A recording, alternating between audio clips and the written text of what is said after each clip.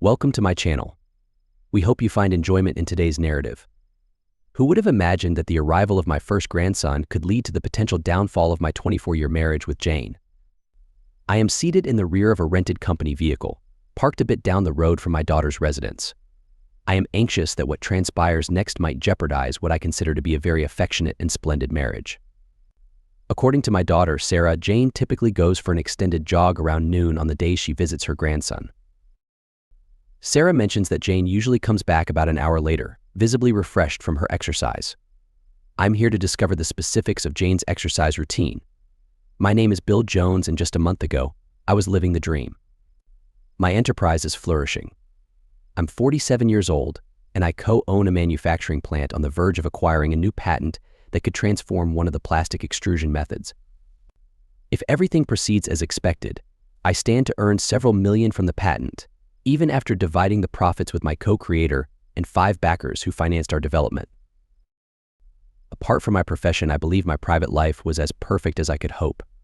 As previously stated, my wife appeared to adore me and our life together. We have one child, Sarah, whom we both affectionately regard as our daughter. Sarah met, wed, and was impregnated by a splendid man 10 years her elder right after college. The most delightful aspect about Sarah is how seamlessly she adapted to being a full-time mom and housewife. Here's a woman still a girl in my eyes who graduated with distinction and was set to conquer the financial sector. For her graduation, her mother and I gifted her a 6-week European tour as a reward for completing college in 3 years, which saved us a considerable sum. Standing on her own while many of her peers were lounging on beaches during spring and summer vacations, Sarah met her future spouse in Europe. She asserts it was love at first encounter, something she had never considered possible before that moment in Madrid. She also believes it was destiny. Jim Taylor originated from Jane's hometown of Olympia. After returning from her European journey, Sarah moved into her grandparents' home, Jane's parents, and 6 months later, she was engaged to Jim. 18 months after that, she married him and soon became pregnant with our first grandchild. Jane was overjoyed and promptly reduced her working hours to be with Sarah and the newborn. So now you understand that my professional life is excellent, and I am a content father, grandfather, and father-in-law. This brings us to my union with Jane. Jane and I met at Washington University, where I was a senior, and she had transferred from Washington State.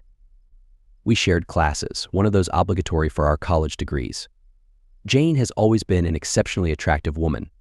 She stands 170 cm tall, boasts an athletic figure, and has been a runner since her teenage years. She has a radiant smile and captivating brown eyes. I was charmed from the first day I saw her, but our initial talks post-class made me hesitate as she appeared quite guarded. Towards the end of the semester, I mustered enough bravery, and she accepted my offer to go out. One date led to another, and things seemed to be aligning for a long-term relationship. I uncovered the cause of her reticence. After our 3rd or 4th outing, she had just ended a deeply challenging relationship. Jane had caught her longtime boyfriend of 2 years in high school and 2 in college in bed with another woman. Jane tolerated his cheating for nearly 3 months before ultimately confronting him with an ultimatum. By then, he was blatantly arrogant and proposed a threesome. Jane, having had enough, decided to leave school and transfer to the university where we met. This circumstance gave us a second chance at romance. The subject evidently affected Jane deeply, and she chose not to discuss it further.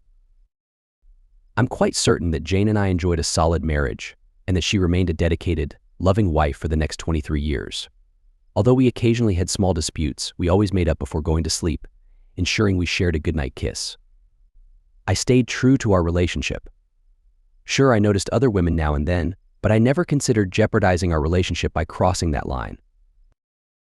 Jane sometimes caught me eyeing a woman at the beach or on the dance floor. She would gently tap me on the shoulder and remind me, "You can look, but not for too long," and never touch. She always said this with a smile and a twinkle in her eye. So what changed when Sarah's son William, named after me, was born? Jane felt she needed to spend time with Sarah and little Bill, as we called him. Once a week, Jane would drive 100 km from our home in North Seattle to Olympia. The distance wasn't vast, but the journey from point A to point B was time-consuming. After several months of these day trips, and as winter neared, Sarah arranged for a sleeper sofa in their office so Jane could stay overnight. Jane would leave early in the morning and return home before the evening rush hour on the following day. During the nights Jane was away, I focused on our patent. This new schedule was so effective that Jane continued her overnight stays in Olympia, even after the weather improved the next spring. On Saturday, June 27th, little Bill had his first birthday party in the bar of their spacious backyard. During the celebration, 2 minor events occurred that contributed to unraveling this mystery. I was relaxing in a lounge chair, drinking a cold beer, when Jim and Sarah approached. They noticed my gaze fixed on Jane. Jim commented first, "You're a lucky man, Dad." I followed my father's advice and checked out Sarah's mom to gauge what my future wife might look like at 40 before proposing.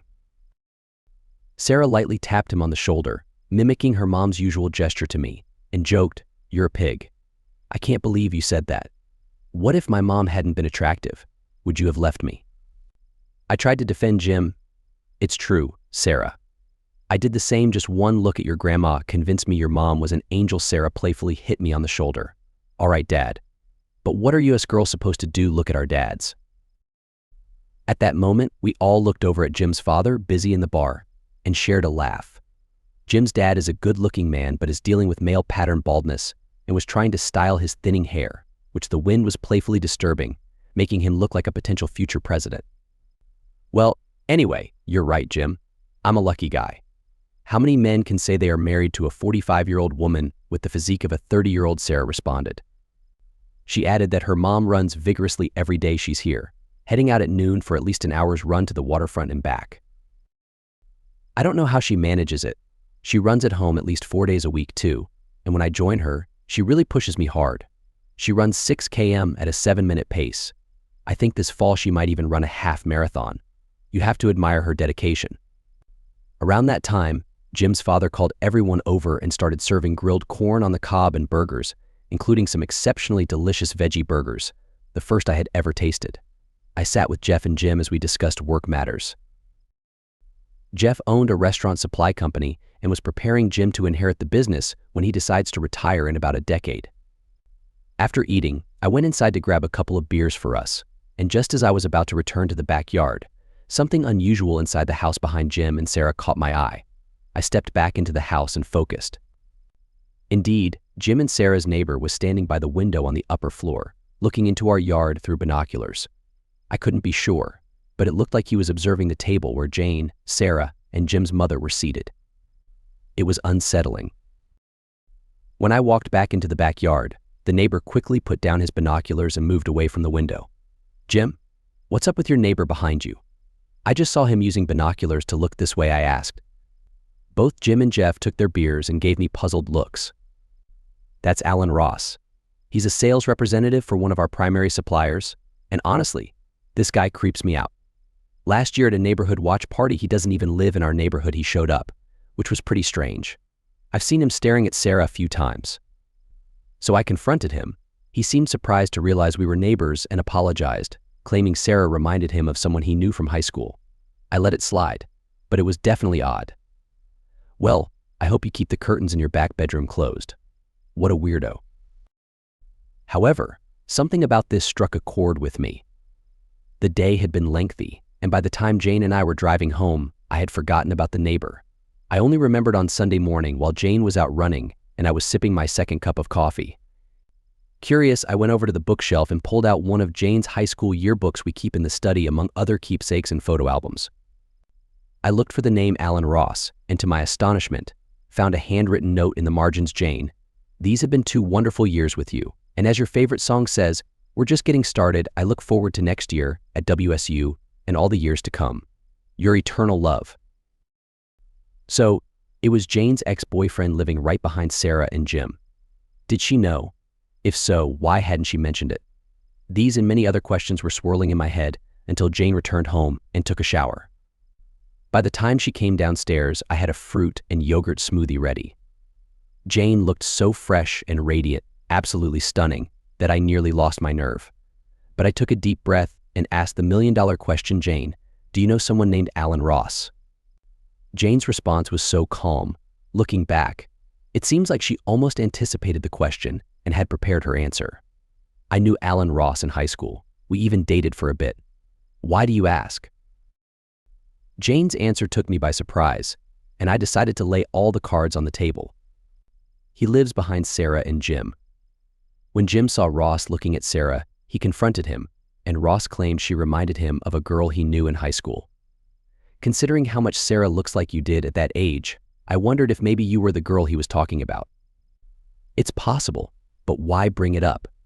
Did something happen? Actually, no, but I thought I saw him watching us yesterday from his house. It just seemed a bit odd, that's all then. Events led to this moment when I found myself sitting in this rented van. The next time I went into the study, Jane's high school yearbook for the graduating class was no longer on the shelf. It was like a punch to the gut. I had to sit in my leather chair and catch my breath. What on earth is happening? That's when Sarah's remark from yesterday's lunch echoed in my mind. Mom goes out for a run every day for an hour. The thought of my Jane with someone else was too horrifying to even consider. Should I confront Jane? Should I speak to Sarah or maybe hire a private investigator? I recalled reading somewhere, you should ask yourself if you would be better off without her. I couldn't imagine enduring Jane's infidelity, but would I divorce her? I couldn't resolve that question that evening, especially given the limited information I had. That night, I went upstairs, took a sleeping pill, and headed to bed. I don't recall if I kissed Jane goodnight, but I must have, because she didn't bring it up at breakfast on Monday. The next 2 days at work were too chaotic to dwell on my marital issues. Our investors were in town on Monday and Tuesday to finalize our patent progress schedule. It would have been unmanageable to respond to their inquiries while also trying to formulate a strategy regarding my marriage. I would have adequate time once the investors departed on Tuesday afternoon. Accepting this, I focused on my work. Nearing Tuesday evening, after dropping off the investors at the airport, I called Jane on her cell phone. She was spending Tuesday and Wednesday at Sarah's. When Jane didn't pick up, I reached out to Sarah. Sarah, I've been trying to get a hold of your mom, but she's not answering. Is she there? No, Dad. Mom went to Cindy Sullivan's tonight. I think she's a former classmate. It's curious she never mentioned her before. Is a get-together at Cindy's a regular event? Not really, it's sporadic. Maybe once every few weeks she meets someone from her past when she lived here. Usually she's back by 10, unless she drinks too much wine and stays overnight. Mom enjoys reconnecting with the women she grew up with. She feels a closer bond with the girls from our small town than with the women in Seattle. Yeah, it's unfortunate that your mom never really took to Nordstrom. She's always been more at ease in jeans and boots. Maybe when I retire, we can make that happen. Do it sooner, Dad. Jim and I are thinking about having more kids, and it would be wonderful if all 4 grandparents were close by. Sarah, you never cease to amaze me. I never envisioned my driven daughter talking about raising a large family. You found the man of your dreams and discovered joy in motherhood. You and Mom can take most of the credit for that. All right, Sarah, I'm heading off now. It's a perfect night for a ride, and I think I'll take the Harley out for a long trip tonight. Let your mom know I won't be answering calls because I'll be on the motorcycle. Good night. Good night, Dad. Ride safely. It was indeed an excellent night for a ride, and I had a particular destination in mind for tonight's journey.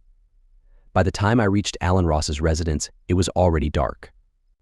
There was just enough light to slowly pass by his house and see the red Mustang Boss 429 in the driveway, ahead of the 2-car garage, with no sign of Jane's Volvo. I was nearly ready to drive off when something caught my attention. The license plate was one of those costly state-issued ones, featuring a WSU Cougar emblem, and the number read Ross Boss.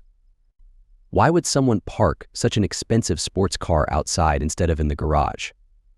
I rode down the street to the local school, about a block and a half away, where there was a roundabout for school buses.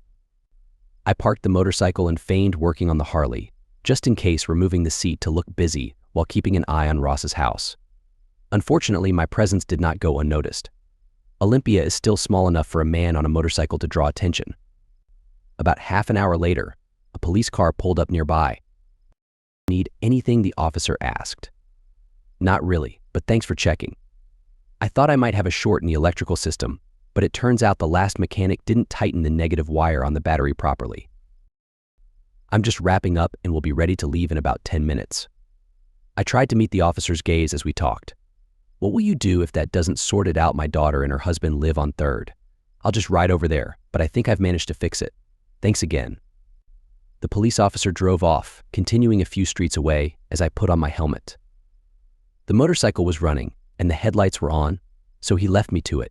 It was already pitch dark, and Ross's Mustang remained stationary. The next step seemed challenging and potentially more than uncomfortable if I stumbled and got caught. I advanced towards Ross's residence at a steady speed, sufficient to cut the engine and coast up to the front of his house. I parked the bike, dashed up the driveway, and tiptoed to peek inside the garage through the small windows at the top of the garage door. On the right was a Mercedes S-Class convertible, and on the left, shockingly, was my wife's Volvo.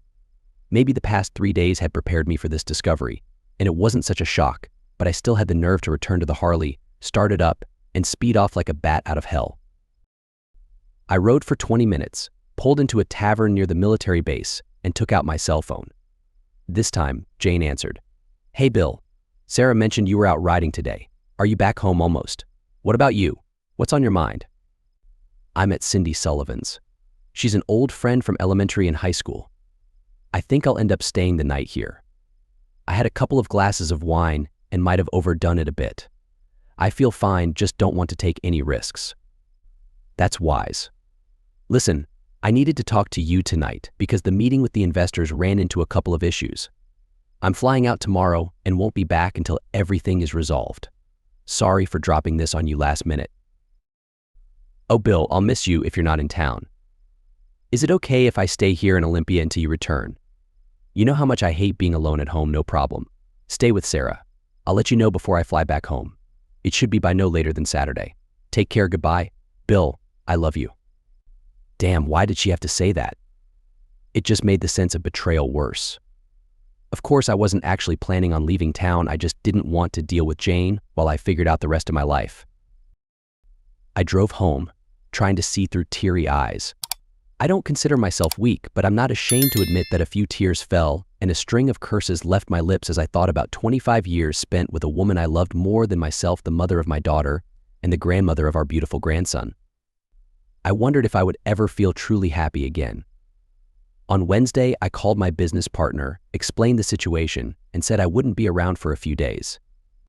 He was sympathetic and offered the usual words of support, but deep down, he was probably concerned about how this would impact our deal. I can't blame him, that must have been on his mind. We were on the brink of building a considerable fortune together, and here I was, laying it all on him. Next, I made a call to our lawyer for a recommendation on a divorce attorney, ensuring he knew it had to be a top-tier lawyer. I wouldn't want to split millions with a cheating partner who might end up allowing a new lover to squander my hard-earned money on cars and the like. The lawyer I was referred to grasped the urgency and agreed to meet with me that same evening at his office. He was straightforward about the situation. I could expect to pay him a hefty fee for the meeting outside of regular business hours to ensure his immediate availability and to fast-track the document processing. But he assured me that the investment would be worth it. I checked into a local hotel just in case she was engaging with the neighbor, and I called Jane around noon.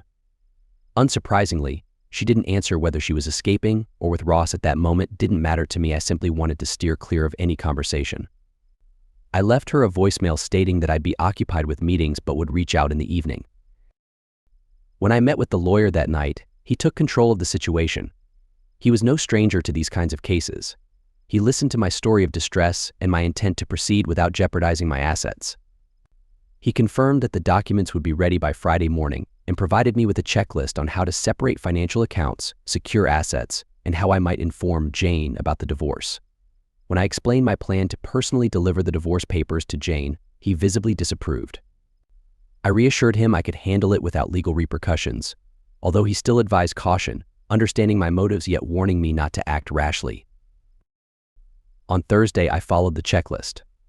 Only one credit card account remained open in Jane's name, but I had reduced the credit limit from $30,000 to $10,000 to $10,000. We were paying off the balance monthly, so there was little risk of alerting her before the next bill. On Friday morning at 8 a.m., I sat in the lawyer's reception area. He nearly smiled as he entered, went straight to his desk, and handed me an envelope with my name on it. I signed the necessary documents, and as I was leaving, he reminded me, "Remember, don't be a fool." Heading south to Olympia, I stopped by a car rental office and left in a white service van. Now, I'm parked a block away from Alan Ross's house, on the opposite side from the school, trying not to appear suspicious, waiting for the day when my marriage might inevitably end. At 11:45, Jane emerges from around the corner in athletic attire, walks towards Ross's house, climbs the steps, slips her hand under a planter, and enters the door as if it were her own. At 11:55, Alan Ross pulls up in his Mercedes and parks in the garage. At 11:56, I drive the van to Sarah's house. Sarah is surprised to see me, and even more so when I reveal the reason for my visit. I tried to explain it in a manner that wouldn't be too shocking, but that's likely unrealistic. I urged her to call her husband, Jim, to come home as soon as possible. I knew that when it all came to light, Sarah would need Jim's support. "No, Dad, this just can't be true. Mom loves you, she would never cheat on you. I can't be that naive. If she were cheating, I would know. You must have misunderstood everything." "Sarah, I would give anything for this not to be true. I've loved your mother for over 25 years, damn it. We were planning to celebrate our 25th anniversary next year. But let me show you what I saw." I shared all the evidence I had gathered with Sarah. She still refused to believe. We took little Bill out of his crib, drove Sarah's car with little Bill in his car seat, parked around the corner, and stopped in front of Alan Ross's house. Sarah stayed in the car while I approached the front door with a thick paper envelope in hand. I had to knock and call out before that jerk, clad in a robe, opened the door. "Who the hell are you?" the perplexed man asked. "I'm Jane's husband. Could you please ask her to come to the door? I need to speak with her," I requested. He stood there, agape, and attempted to slam the door shut, but I was prepared for it and wedged my foot in the frame. It was excruciatingly painful, but I managed to keep the door from closing. I pushed it open further with my shoulder, shouting for Jane to come to the door. Ross was pushing back, but it was futile because my body was blocking him. I kept yelling for Jane, maintaining my composure without making threats, but insistent that she appear. When Jane finally showed up, she was back in her workout gear. I guess she had quickly dressed when Ross initially opened the door. She looked scared, a look I had once adored. "Bill, what's happening? Why are you here?" she asked. "This isn't the right question, Jane. The real question is, why are you here?" Seizing the moment, I grabbed Ross by the collar of his robe and flung it open predictably. He was completely exposed beneath. At that moment, Jane looked beyond me. I turned to see Sarah had left her car and was witnessing everything. "Did you really have to bring our daughter here?" Jane was upset with me.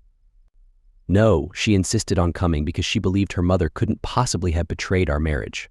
She was determined to prove it was all my misunderstanding. You can be mad all you want, but you created this mess, not me." I was beginning to lose my temper, so I knew I had to step back. I handed Jane a thick paper envelope. She hesitantly touched it as if it were something dangerous. "I'll be staying with Jim and Sarah tonight. You stay with your newfound companion. Read the documents, hire an attorney, and don't return home until you grasp what's in those papers and can abide by the terms. I'll ask Jim to bring your belongings from our house." I didn't know what Sarah and Jim would decide to do moving forward, but it was clear that Jane and I were headed for divorce. "Goodbye, Jane." I turned and walked away. I thought I heard Jane call out, but Ross slammed the door too loudly to be certain. "Father, I'm so sorry. Please take us back home." "I don't think I can handle this anymore," Sarah sobbed as I opened the car door for her. Although my life felt ruined from that point, and continued to be difficult in the months that followed, I believe it was even harder for Jane. Jim was livid when he learned about Jane and Alan Ross. He was so upset that he banned Jane from their home and prevented her from seeing her grandchild for several months. Sarah didn't disagree with Jim. If Jim was furious, Sarah was seething. I was at their house when Jane tried to call Sarah, who harshly rebuked her mother and told her she might never forgive her for breaking her father's heart. Ross blamed Jane for his misfortune after losing Taylor's account, thanks to a call from Jeff Taylor to Ross's boss, which eventually cost him his job. He ended up evicting Jane from his house. Jane moved back in with her parents. Later, Sarah shared with me that Jane's parents were disappointed with the whole situation but understood that Jane had few other options until the divorce and financial settlements were finalized. The divorce was settled within 6 months. My legal team ensured that Jane received nothing from the sale of the patent. They successfully safeguarded nearly all the funds since the patent was sold to an international company and my share was secured in an offshore trust. Don't ask me the details. All I know is it cost me a considerable sum, but it prevented the money from going to Jane. She did receive a fair amount, though half the proceeds from the sale of our house and half of our savings, but it was far from the millions I had made. Soon after the divorce, I received a letter from Jane. It didn't clarify why she had the affair. Perhaps her reasons seemed logical to her but not to me. The letter listed typical excuses: feeling lonely due to an empty nest, a need for closeness with Ross, even after all these years. However, it failed to justify why she risked a marriage I viewed as successful for such trivial reasons. Jane struggled to adapt to her new circumstances following the divorce, the separation from Sarah and Bill Jr., and her breakup with Ross. Her behavior became unpredictable. She began drinking more and eventually spiraled out of control, leading to her admission into rehab at her parents' urging. There might be a part of most betrayed spouses that feels vindicated seeing their cheating ex-partner suffer, and admittedly, there are times I find a fleeting smile on my face thinking of Jane's hardships. But the truth is, I loved this woman deeply for many years and tried to shield her from pain. How could I simply stop caring about her? I'm grateful for the support from my children during this time. Perhaps my discomfort stems from the knowledge that I played a part in my ex-wife's downfall, yet I harbor no remorse for my actions towards Ross. I found humor in some of Jim's antics after his father dismissed Ross. One evening, Jim peeked over the fence and saw Ross enjoying himself with a young woman. He called her over to the fence and began questioning her about what it was like being with a man who had an affair with a married woman and then abandoned her when she was vulnerable. Jim watched amused as the woman exited through the side gate. He repeated a similar stunt a few weeks later during a gathering Ross hosted in his backyard, openly questioning the guests about their unscrupulous friend. The final incident with Ross occurred a month later while I was helping the kids move into a new, larger home since Sarah was expecting again. Ross was in his backyard mowing the lawn. I instructed Jim to wait a few moments and then start filming the scene on his smartphone, ensuring to cover the microphone with his thumb. I climbed over the fence and quietly provoked Ross. He was visibly infuriated and took the bait. Jim recorded the incident. I kept my hands at my sides as Ross threw the first punch. I dodged just enough to receive a glancing blow. My retaliatory punch connected squarely with Ross's nose, producing a crunching sound and drawing blood. The second punch hit his solar plexus, causing him to double over and retch. I quickly stepped back to avoid any mess and seizing him by the ear, I whispered a stern warning about the consequences of his actions. Ross was still bent over in pain as I exited through his front gate. It was perhaps childish, but immediately after, I went to the police station with Jim to report the incident. My account of the events was that Ross had invited me to his yard under the guise of an apology, but upon arrival, he attacked me and I was merely defending myself. Jim presented the recording to the police, and I filed a complaint for assault under oath. A few hours later, Ross emerged from the emergency room and went to the police station to lodge a complaint against me, also under oath. The entire incident ultimately came down to a he said, she said situation, but in the end, I was acquitted and left the courthouse without any charges. It's ironic, not in a humorous way. Throughout my career, I've adhered to the principle of creating win-win situations, always seeking a way for both parties in a contract to feel satisfied. In divorce, however, there's no such thing as a win-win. It's invariably a loss, no matter how justified you feel in condemning your unfaithful spouse. It has been 2 years since that dreadful day I sat in a rental van. I wish I could say I've since met a 30-year-old bikini model who pledged her eternal love and fidelity, but life isn't that simple. I had 24 fantastic years with a woman I deeply loved, and we have 2 wonderful children. I consider Jim my son, and now 2 grandchildren. Financially, I'm very secure. It's well known how many men are disadvantaged by the legal system in divorce, ending up in modest living conditions while financially supporting their ex-wives. Fortunately, that hasn't been my fate. I have sufficient funds to live comfortably and even afford luxuries like travel. Currently, I'm spending a month touring Italy. I even participated in the MotoGP races at Mugello. Yet when I sit and sip espresso outside a cafe in Florence, I have to fight back tears. Jane and I had always dreamed of touring Italy together on a motorcycle, without deadlines, just enjoying each other's company. Now, I'm experiencing it alone. Jane has left the rehabilitation center but continues to live with her parents. Sarah and Jim only permit her to visit the grandchildren for a limited time, no more than an hour each month. I suspect Sarah uses these restrictions as a form of punishment. She still hasn't forgiven her mother. The lingering question that haunts me is, how could she have done this to us? Life isn't like a movie where answers are provided before the credits roll. It's more akin to a Joseph Conrad novel, often absurd, and the good guys don't always come out on top. I finish my espresso, put on my helmet, start the motorcycle, and ride off into what feels like my own heart of darkness. Thank you for staying with us and listening to the end. If you found this story compelling, please subscribe, give us a like, and leave your comments. We'll see you on the Cheating Stories channel.